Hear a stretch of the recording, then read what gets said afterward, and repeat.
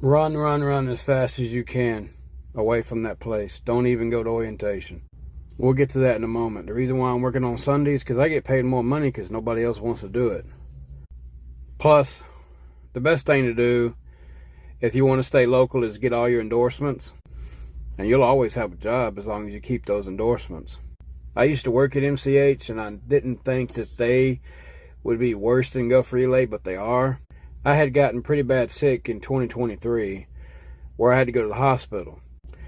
And I was taken off of work because I was real bad sick. And they knew that. Well, they fired me anyway.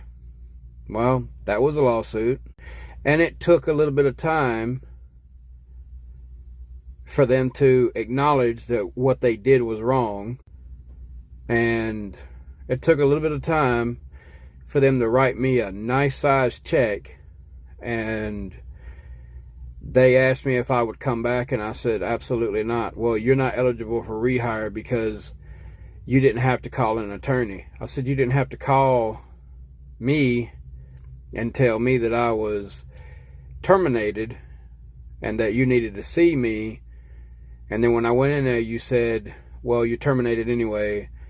And I had all the documents to prove it.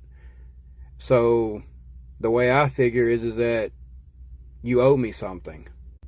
And then I was told to get off the property and don't ever come back. I said, that's okay. I'm going to go cash this big old check that you're going to be giving me very soon.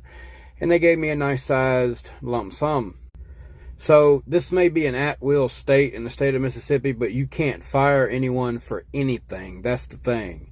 You can't fire somebody for being sick. That's illegal. Their medical insurance is garbage.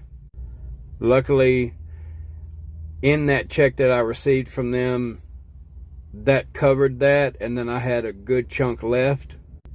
So after they had pretty much paid for my medical expenses and everything, the director of safety who had terminated me, he stepped down.